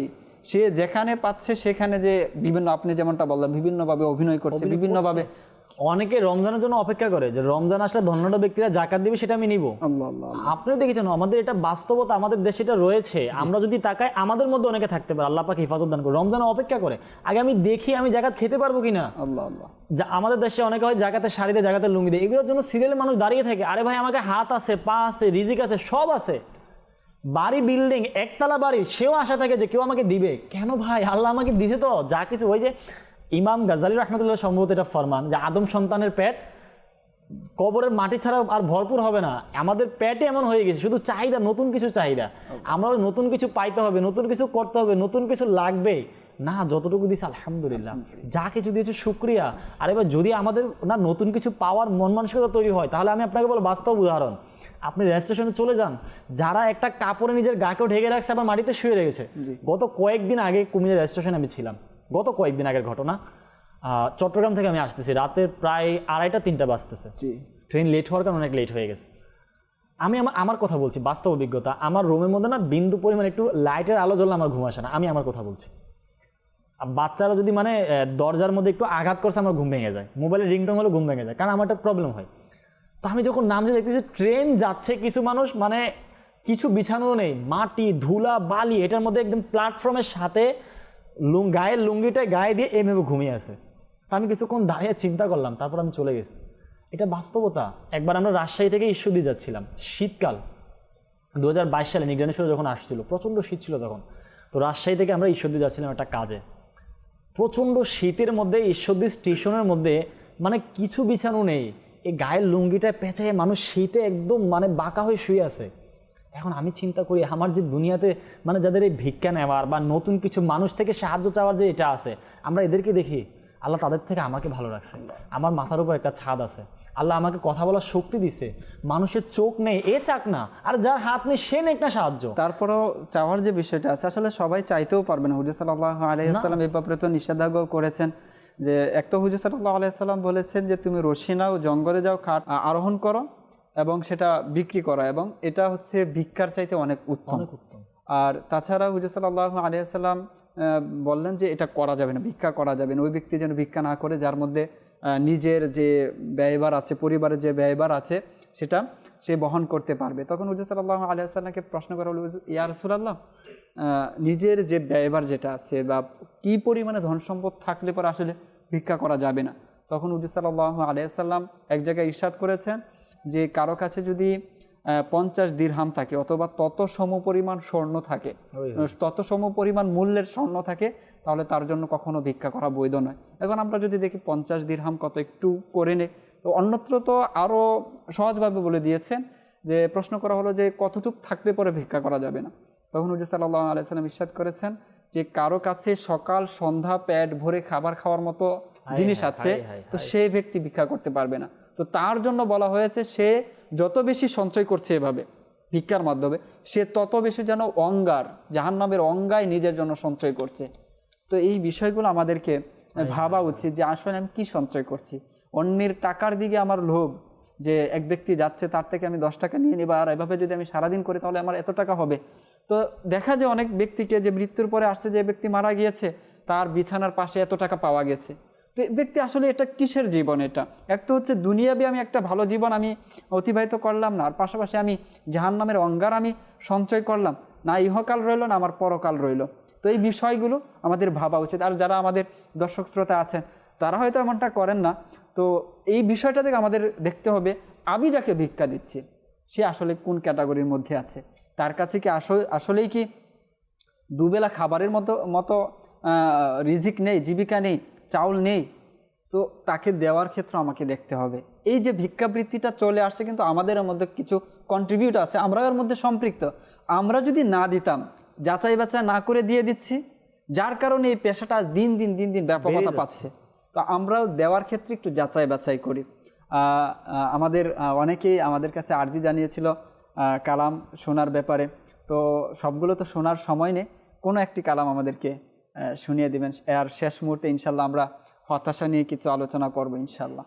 সোনার মদিনা আমার প্রাণের মদিনা, সোনার মদিনা আমার প্রাণের মদিনা, সোনার মদিনা আমার প্রাণের মদিনা, সোনার মদিনা আমার প্রাণের মদিনা। ও মদিনা আমায় ডাকো না, ডাকো না, সোনার মদিনা আমার মনের বাসনা, সোনার মদিনা আমার প্রাণের মদিনা, সোনার মদিনা আমার প্রাণের মদিনা। মদিনার শীতল হাওয়া পেতে মন আমার ছায় একবারে ছোঁয়া, মদিনার শীতল হাওয়া পেতে মন আমার ছায় একবারে ছোঁয়া। ও মদিনা আমায় ডাকো না, মদিনা আমায় ডাকো না, আমার জীবন আর কিছুই চাই না, সোনার মদিনা আমার প্রাণের মদিনা, সোনার মদিনা আমার প্রাণের মদিনা। ও মদিনা আমায় ডাকো না, মদিনা আমায় ডাকো না, সোনার মদিনা আমার মনের বাসনা, সোনার মদিনা আমার প্রাণের মদিনা, সোনার মদিনা আমার প্রাণের মদিনা, সোনার মদিনা আমার প্রাণের মদিনা, সোনার মদিনা আমার প্রাণের মদিনা। মাশাআল্লাহ, আমরা কালাম শুনলাম, খুবই চমৎকার কালাম, এবং আমার অন্যতম একটি ফেভারিট কালাম এটি। তরজটা খুবই মাশাআল্লাহ খুবই চমৎকার।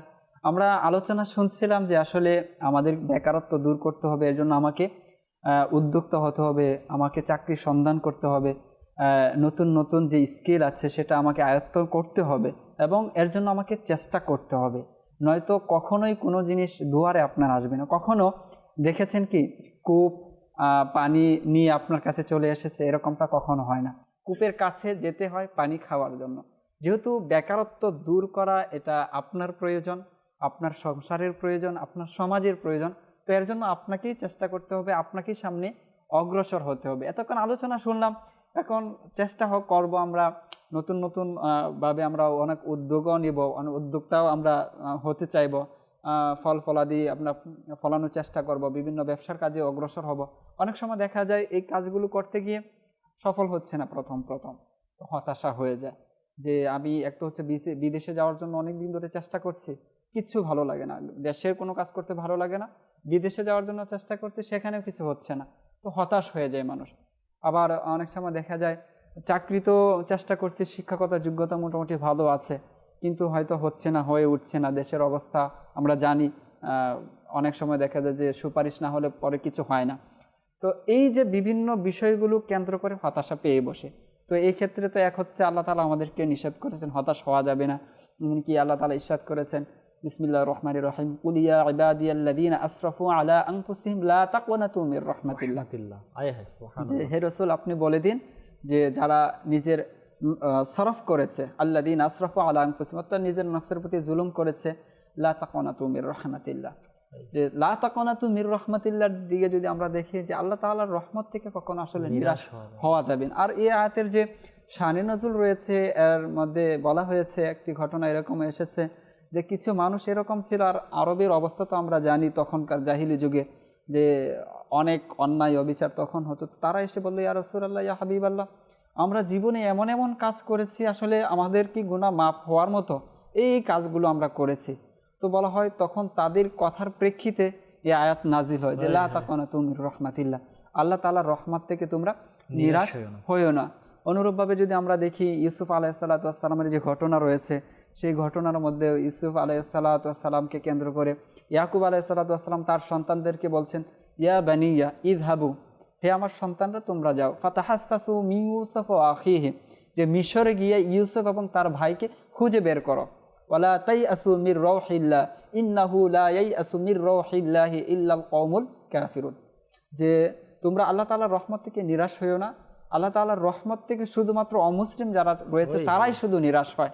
যে এই ঘটনা যে প্রেক্ষাপট রয়েছে যে তার যে ভাইয়েরা তাদেরকে তিনি বললেন যে তার ব্যাপারে তোমরা খুঁজে দেখো, তো তারা তখন বলেছিল আমরা বিনিয়ামিনের ক্ষেত্রে তো দেখব, কারণ আমরা জানি সে বেঁচে আছে, আর ইউসুফ সে তো আমরা জানি যে তিনি মারা গিয়েছে, এবং তারা জানতো যে আমরা কূপের মধ্যে নিক্ষেপ করে রেখে এসেছি, সেখান থেকে বেঁচে ফেরার তো কোনো আসলে সুযোগ নেই। তো তাদের মধ্যে এই বিশ্বাসই ছিল। কিন্তু ইয়াকুব আলাইহিসসালাতু ওয়াসসালাম তিনি ছিলেন নবী, তার বিশ্বাস ছিল এরকম যে লা তাইআসু মির রাউহিল্লাহ, আল্লাহ তাআলার রহমত থেকে নিরাশ হওয়াই যাবে না। নিরাশ হওয়ার বৈশিষ্ট্য মুসলমানের হতেই পারে না। নিরাশ হওয়ার বৈশিষ্ট্য তো হচ্ছে কার? অমুসলিম যারা। মুসলমান তো জানি আল্লাহ তাআলা ইন্নাল্লাহ আলা কুল্লি শাইইন কাদির, আল্লাহ তাআলা সব কিছু করতে পারে, সুতরাং আমি কেন নিরাশ হয়ে থেমে যাব? এই ক্ষেত্রে আমার করণীয় কি রয়েছে? আর আপনি আপনার অভিজ্ঞতা রয়েছে, মানুষের মধ্যে কাজ করেন, তো যারা নতুন নতুন উদ্যোক্তা হয়, নতুন নতুন ব্যবসার কাজে আপনার অগ্রগামী হয় বা কোনো কিছু করতে চাইছে কিন্তু হয়ে উঠছে না, তো তাদের ব্যাপারে যদি আসলে যেটা আপনি বলেছেন হতাশা, এটা অনেক বড় একটা মানসিক রোগও হয়ে যায় অনেকে। ডিপ্রেশনের অনেকেই দেখবেন যতগুলো হসপিটালে, ব্যক্তিগত আমি গিয়েছি, প্রত্যেকটা হসপিটালে কিন্তু মানসিক ডাক্তার থাকে। আচ্ছা, মানসিক রোগীদের সাথে আলোচনা করেন বা মানসিক ডাক্তারের সাথে কথা বলেন, এর মধ্যে আপনি দেখবেন 60 থেকে 70% যুবক অথবা যুবতী আসে। কারা আসে? বেকার ওরা। হয় তারা দুনিয়াতে এমন কোনো কাজ করেছে বা দুনিয়াতে এমন কোনো আশা করেছে যেটা তারা পায়নি, এখন ওই চিন্তায় কেন হয় নাই, এটা করতে করতে সে এমন ডিপ্রেশনে পড়ে গেছে, শেষমেশ তাকে ঘুমের ওষুধ খেয়ে ঘুমাতে হয়। এটা হচ্ছে হতাশা। হতাশা যেটা আপনি বলেছেন, আল্লাহ পাক বলেই দিয়েছেন তোমরা আমার রহমত থেকে নিরাশ হইও না, আর এটা অমুসলিমদের কালচার। এখন আমাদের হয় কি, একবার করতে পারি না, দুইবার। আরেকটা কথা আপনি যেটা শুরুতে বলেছেন, শুরু করেছি হবে না, কিন্তু আমাকে মনে রাখতে হবে এটা আমি করবই, আমার আল্লাহ আমার মাধ্যমে নিবে। আমরা একটা জিনিস দেখি, দিনী ক্ষেত্রে দেখি, আমির আহলে সুন্নাত দামাত বারাকাতুহুম আলাইহি গত কয়েকদিন আগে মাদানী মুযাক্কারা আমির সুন্নাত বলেছিল যে কসম খোদার করে আমির সুন্নাত বলেছে যে আমি যখন দাওয়াত ইসলামী তৈরি করেছি আমি চিন্তা করি না এতটা ফেলবে, এত দুনিয়ায় কাজ হবে, আমির সুন্নাত নিজেও চিন্তা করে নাই। কিন্তু আমির আহলে সুন্নাত আল্লাহ পাকের ভরসা নিয়ে একজন বের হয়েছে, পুরো দুনিয়া আজকে ওনার কাছে চলে এসেছে। এটাই হচ্ছে বাস্তবতা। ওনার কাছে কি পেরেশানি আসে নাই? আসছে। ওনাকে কি মানুষ মারে নাই? মেরেছে। ওনাকে লজ্জা দেয় নাই? দিয়েছে। তারপরে ওই এক ইলিয়াস কাদেরী আপনি দেখেন 200 দেশে কাজ করছে, 80টা বিভাগ বানিয়ে দিয়েছে, 17,500 মাদ্রাসা বানিয়েছে, একজন ব্যক্তিত্ব না। তো আমি চেষ্টা করলে হবে না কেন? হ্যাঁ চেষ্টা করব, সমস্যা আসবে, কিন্তু নেতিবাচক মানে ধারণা আসতেই পারবে না, ইতিবাচক। হ্যাঁ আমার দ্বারা হচ্ছে না, আল্লাহ পাক পরীক্ষা করছেন। আজকে হয়নি কালকে হবে। নির্গানেশ্বরা বলেন আজ নেই হুয়া কাল হোগা, কাল নেই হুয়া পরশো, পরশো নেই হোগা মরনে সে পেহলে হোগা। কিন্তু চেষ্টা করতে হবে। আপনি দেখেন চেষ্টাই হচ্ছে মূল কথা। আর আল্লাহর উপর তাওয়াক্কুল, প্রথম হচ্ছে তাওয়াক্কুল করা, দ্বিতীয়ত আল্লাহ পাকের দরবারে দোয়া করা, বলো তুমি আমার থেকে কাজটা নিয়ে নাও, বা আমার তাকদীরে যেটা উপকার রয়েছে, আমার জন্য যেটা ভালো রয়েছে, আল্লাহ যেটা আমার জন্য কল্যাণ রয়েছে তুমি জানো, আমাকে তুমি সেই কাজেরই দক্ষতা দাও, সেই কাজটা করার আমাকে অ্যাবিলিটি দাও।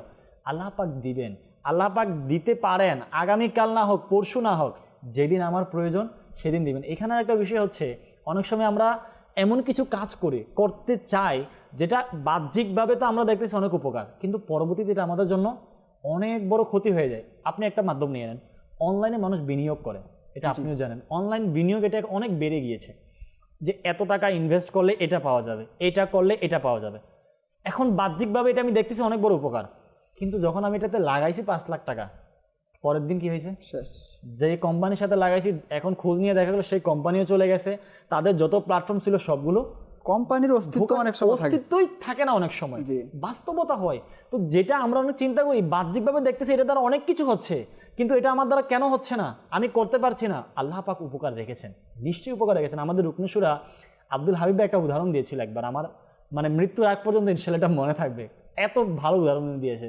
যে আমি আমার সন্তানকে, উদাহরণস্বরূপ কেউ একজন তার সন্তানকে শীতকালে তার প্রচণ্ড জ্বর, গলা ব্যথা, সে বাজারে নিয়ে গেছে, দোকানের মধ্যে আইসক্রিম বিক্রি করতেছে, বাচ্চারা আইসক্রিম খেতে ভালোবাসে, শীত গরম দেখে না, আইসক্রিম খাবে। এখন ওই বাচ্চা কান্না করতেছে, আইসক্রিম খাবে খাবে খাবে, বা বলতেছে না, এক তো শীতকাল, দ্বিতীয় তোমার গলা ব্যথা জ্বর, খেতে পারবে না। এখন কান্না করতে করতে মাটিতে পড়ে গেছে, তারপর বাবা দিবে না। কেন? সে কান্না করুক, কিন্তু তার জন্য এটাই উপকার, আইসক্রিম না খাওয়া। এখন একজন পাশের ব্যক্তি বলতেছে, ভাই আপনি কত নিষ্ঠুর বাবা, আপনার সন্তান কান্না করতে করতে মাটিতে পড়ে গেছে, দেন না তাকে আইসক্রিম। এখন আমাদের জবাব কি হবে? আমি তার বাবা, আপনার থেকে ভালো আমি বুঝি। তো রুকনুসুরা খুব চমৎকার বলেছেন, আমি বাবা হিসেবে যদি আমার সন্তানের জন্য কখন কোনটা কি দরকার, কোনটা ভালো, এটা আমি বুঝি, আমার রব কি জানেন না আমার জন্য কোনটা ভালো? আমার আল্লাহ কি জানে না কোন কাজটা করলে আমি ভালো হব? আরে বাহ্যিক আমি দেখতেছি, আমি দোয়া করি না আল্লাহ পাকের দরবারে, একটা কাজের উদ্যোগ নিয়েছি আমি, আচ্ছা কাজ আমি করতে পারছি না, হতাশ রয়েছে, আমি আল্লাহ পাকের দোয়া করি, মাওলা আমার এটা আসান করে দাও। আমার আল্লাহ আসান করবেন, আমার আল্লাহ সব পারেন। মাটির পুতুলে রব তাআলা যেটাতে জীবিত করতে পারেন, আল্লাহ পাক ডুবন্ত সূর্যকে আমার নবীর মুজিজা না উঠিয়ে দিয়েছেন, আমার রব তাআলা করেছেন। আর নীল নদের পানি 2 ভাগ হয়ে গিয়েছে, পানি 2 ভাগ হয়ে গেছে, রাস্তা হয়ে গিয়েছে, কে করেছেন? আর আল্লাহ করেছেন। সমস্ত কিছু আল্লাহ করতে পারেন। আর একটা বিষয় যেটা হচ্ছে যে আসলে বর্তমান সময় যে বেকারত্ব যে বাড়ছে আমাদের দেশে, পুরো বিশ্বের কথা তো বলবো না, আমি আমার দেশের কথাই বলি। আমার দেশে বেকারত্ব বাড়ছে, এর পিছনে আমি অন্যতম কারণ বলবো যে আমাদের পিতামাতা গার্জিয়ান যারা আছেন তারাও অনেকটা দায়ী। কেন দায়ী? এক তো হচ্ছে আপনি যে বিষয়গুলো বলছেন মাশাআল্লাহ, এক তো হচ্ছে এই যে জেনারেশন যেটা তৈরি হয়েছে, কি নেই, আমরা অনেক সময় অনেক ইন্টারভিউ শুনি, অনেক ব্যক্তিদের কথা শুনি, তিনি বলেন যে আমি যে আমার কোম্পানিতে রাখবো, আমি অনেক ইন্টারভিউ নিয়েছি, আমি যোগ্য ব্যক্তি পাচ্ছি না, অথচ তার সেই ব্যক্তির দরকার, ভালো স্যালারি দিবে, তো যোগ্য ব্যক্তি পাচ্ছি না। তো আমাদের কি করণীয়? মা বাবা যারা গার্জেন আছেন, আপনার অভিযোগ যে বলেন যে আমার ছেলে কোনো কিছু করছে না, সে ঘুরে ফেরাচ্ছে, ভবগুরু হয়ে যাচ্ছে, কোনো কাজ করছে না, এই পিছনে আসার একটা কারণ তো আমরাও হয়ে দাঁড়াচ্ছি না, গার্জেন যারা অভিভাবক। অনেক সময় হয় কি দেখেন, আল্লাহ পাক সবাইকে সব কোয়ালিটি দেয় না। আপনি দেখেন যিনি খতিব সাহেব আছে, উদাহরণস্বরূপ যিনি খতিব সাহেব আছে, এমন অনেক পাওয়া যায়। এখন ওনাকে যদি আপনি বলেন আপনি চিকিৎসা করেন, সে তো পারবে না। ডাক্তারকে বলেন আপনি নামাজ পড়েন, সে তো পারবে না। আল্লাহ পাক সব কোয়ালিটি সবাইকে দেয় না। আপনি যেটা বলছেন মা বাবার কিছু মিস্টেক এটা হয় অনেক সময়, বাচ্চারা উদাহরণস্বরূপ এখন বাংলাদেশের মধ্যে ইংলিশ মিডিয়ামে পড়ানোর মানে একটা প্রবণতা চলেছে। বাচ্চা হলে মানুষ নিয়ত করে নেয় ইংলিশ মিডিয়ামে পড়াবো, কোনটা আছে ভালো। অনেকে সোশ্যাল মিডিয়া, আমাকে একজন মানে আমার সামনে বসে সে মানে এই চ্যাট জিপিটির কাছে সে প্রশ্ন করতেছে যে এই শহরের মধ্যে উন্নত মানের মানে ইংলিশ মিডিয়াম কোথায় রয়েছে। এখন আমি আগে থেকে ঠিক করে নিয়েছি আমার ছেলে ইংলিশ মিডিয়ামে পড়বে। এখন আমি জানি যে আমার ছেলে ইংলিশ মিডিয়ামে পড়ার কোয়ালিটি তার আছে, আমি তাকে সে যেটা করতে চাচ্ছে, যেটা তার জন্য ভালো হচ্ছে সেটা যদি আমি করতে দিই, অনেকে দেখবেন ছোট বয়সে অনেক ছেলে মেয়েরা হাতের কাজ অনেক ভালো পারে, কিন্তু আমি তাকে জোর করে এখন দেখা যাচ্ছে আমি আমারটাই করাচ্ছি, এখন তার হাতের কাজটা চলে গেছে, সে পড়ালেখা করতে গিয়ে সে সেখানেও ফেল করছে, স্কুল পালিয়ে আসবে, পরীক্ষার মধ্যে ফেল করবে, দেখা যাবে যে 20 বছর পর আমিও কবর চলে যাবো, আমার সন্তান দুনিয়াতে কিছু করতে পারবে না, তাকে ভিক্ষা করে খেতে হবে তখন। আসলে দিন দিন আমরা দেখছি, আমরা আমাদের সমাজে হসপিটাল বাড়ছে, টেকনিক্যাল মেকানিকে যে আছে, বিভিন্ন বিষয় আসছে এবং বাড়ছে, এবং কর্মসংস্থান আসলে তৈরি হওয়ার কথা, যেভাবে জিনিস বাড়ছে, তো আমরা কেন পারছি না? আপনি যে এই বিষয়টার দিকে আসলে স্মরণ করিয়ে দিলেন যে আমার দেখা উচিত আমার ছেলে আসলে কোন দিকে পারদর্শী, আমার সন্তানটা কোন দিকে পারদর্শী, যেহেতু সাইড অনেকগুলো আছে পৃথিবীর মাঝে এবং দিন দিন বৃদ্ধি পাচ্ছে, বিষয় বৃদ্ধি পাচ্ছে, আপনার কর্মসংস্থানের অভাব নেই, শুধুমাত্র আমাদের দক্ষতার অভাবটা হয়ে দেখা দিয়েছে, সিদ্ধান্তের অভাব অনেক সময় হয়। আরও একটা বিষয় যেটা হচ্ছে সেটা হচ্ছে আমাদের নওজোয়ান যারা রয়েছে, আমাদের রাষ্ট্র হিসাবে আমরা যদি আমাদের পরিবেশটা ভালো রাখতে চাই, সেক্ষেত্রে আমাদের করণীয় কী রয়েছে? দেখা যাচ্ছে উন্নত বিশ্বে যে রাষ্ট্রগুলো রয়েছে তারা তাদের ইন্টারনেট ব্যবহারের একটা নিয়ম রয়েছে অনেক রাষ্ট্রের মধ্যে, যে এতটা থেকে এতটা পর্যন্ত ইন্টারনেট ব্যবহার করতে পারবে। এখন আমাদের তো ঢালাভাবে দিয়ে দিয়েছে, আমরা যদি আমাদের মোবাইলটা হাতে নিই, মোবাইলের মধ্যে কতগুলো পার্টস আছে, সবগুলো পার্টস আমাদের বাইরে থেকে কি করতে হয়, আনতে হয়। তো এর জন্য আমাদের কত কোটি টাকা আমাদের দেশে যাচ্ছে, এক হচ্ছে এটা, আরেক হচ্ছে এই যে বিভিন্ন আপনার ওয়েবসাইট রয়েছে, বিভিন্ন অ্যাপস রয়েছে ব্যবহার করছে, আর এগুলোর মাধ্যমে বিভিন্ন রাষ্ট্র হয়তো চায় যে এই রাষ্ট্র যতদিন পর্যন্ত নিচে থাকবে ততদিন পর্যন্ত আমাদের একটা রপ্তানি করার একটা রাস্তা খোলা থাকবে। এখন আমরা আমাদের দেশের টাকা ব্যয় করে ওই দেশ থেকে আমাদের ছোট থেকে ছোট জিনিসগুলো আমরা ক্রয় করছি কেন? কারণ আমরা নিজেরা উদ্ভাবন করতে পারছি না, নিজেরা তৈরি করতে পারছি না। আমার দেশের যারা প্রকৌশল যারা রয়েছে, ইঞ্জিনিয়ার যারা নিয়ে পড়াশোনা করেছে, তাদের উচিত এই বিষয়টা দেখা। আমার দেশে অসংখ্য জিনিস বাইরে থেকে আমদানি না করলে পরে রাতারাতি দেখা যাচ্ছে আমার দেশে সেই প্রোডাক্টের মূল্য হু করে বেড়ে যাচ্ছে, রাতারাতি পেঁয়াজের দাম বেড়ে যাচ্ছে, রাতারাতি রসুনের দাম বেড়ে যাচ্ছে, আলুর দাম বেড়ে যাচ্ছে, কাঁচামরিচ কেন বেড়ে যাচ্ছে? 250 টাকা হয়ে যায় কাঁচামরিচের দাম, কারণ আমরা স্বয়ংসম্পন্ন হতে পারছি না। অথচ আমরা চাইলে আমার দেশের যুবক যারা রয়েছে, জমি যেটা রয়েছে সেটা যদি আমরা একটু চাই নিজ দায়িত্বে, এক হচ্ছে বেকারত্ব দূর হবে, এক হচ্ছে আমার দেশ ভালো থাকবে, আমার সমাজ ভালো থাকবে, আমার পরবর্তী যে জেনারেশনটা আসবে সেটাও ভালো থাকবে। এর মাধ্যমে এক হচ্ছে গার্জেনদের দায়িত্ব, আপনার সন্তানের প্রতি একটু আপনি সুনজর দেন, সে মোবাইল কটা থেকে কটা ব্যবহার করছে, সে কিসে আসক্ত হয়ে পড়ছে, সেই বিষয় থেকে ফিরিয়ে আনা। পরবর্তীতে একটু বড় হলে পরে 20-22 বছর 25 বছর হলে পরে আপনি যেন অভিযোগ না করতে হয় যে আমার ছেলে তো কিছু করতে পারছে না, আমার ছেলে তো চাকরি পাচ্ছে না, একটু ওজিফা বলে দেন। হ্যাঁ, ওজিফা তো ঠিক আছে, অবশ্যই লাগবে, পাশাপাশি চেষ্টা যেটা আছে সেটাও তো ছোটোবেলা থেকেই করা উচিত ছিল। ওই অনুযায়ী যে বর্তমান বিশ্ব কি চায় সেই অনুযায়ী তাকে তৈরি করা, পাশাপাশি কোরআন ও হাদিস যেটা রয়েছে, যে বিষয়গুলো আমাদেরকে কি বলে দিক নির্দেশনা প্রদান করে, সেই বিষয়গুলো আমাদেরকে অবশ্যই মেনটেন করতে হবে, অবশ্যই আমাদেরকে এই বিষয়গুলো দেখতে হবে। নয়তো বলে হয় না আমার পরিবার উন্নতি করবে, না আমার সমাজ উন্নতি করবে, না আমার দেশ উন্নতি করবে। প্রথমত আমাকে যে আমার বেকারত্ব দূর করতে হবে। আপনার বেকারত্ব দূর হওয়া মানে আমাদের দেশে দেখছিলাম যে প্রায় 2 মিলিয়ন এর উপরে বেকারত্ব রয়েছে। যদি এই 2 মিলিয়ন ব্যক্তি যদি চাকরি পেয়ে যায় কোনো একটা কিছু কাজ করে, তাহলে কত টাকা ইনকামের একটা বিষয় রয়েছে। অর্থাৎ আপনি ব্যক্তি হিসাবে যদি উন্নতি করেন তাহলে আপনার পরিবার উন্নতি, আপনার পরিবার উন্নতি মানে একটা কতগুলো পরিবার নিয়ে একটা সমাজ, আর সেই সমাজের পরিবারগুলো যদি ভালো হয় সমাজ ভালো, অনেকগুলো সমাজ নিয়ে একটা গ্রাম বা একটা ইউনিয়ন বলতে পারি, থানা বলতে পারি, থানা ভালো হলে জেলা ভালো, জেলা ভালো হলে পুরো রাষ্ট্র ভালো। তো সুতরাং আমাকে নিজে আগে পরিপাটি হতে হবে, নিজেকে আগে উন্নতি করতে হবে, তারপরে হলে আমার দেশ উন্নত হবে, আমার সমাজ, আমার পরিবার সব কিছু উন্নতি হবে। আমরা এতক্ষণ পর্যন্ত যা শুনেছি সেগুলো আমরা নিজে আমল করার চেষ্টা করব, সেই মোতাবেক আমরা নিজে চলার চেষ্টা করব। আজ এই পর্যন্ত অনুষ্ঠানের সময় শেষ পর্যন্ত চলে এসেছে। পরবর্তী অনুষ্ঠান দেখার আমন্ত্রণ জানিয়ে আজ এখানে আমরা বিদায় নিচ্ছি। মাদানী চ্যানেলের সাথেই থাকুন, মাদানী চ্যানেল দেখতে থাকুন। সল্লু আলাল হাবিব সাল্লাল্লাহু তাআলা আলা মুহাম্মদ সাল্লাল্লাহু আলাইহি ওয়াসাল্লাম। নিয়ামত যেন না হয় ম্লান, দোয়া তোমার প্রতি, দোয়া তোমার প্রতি।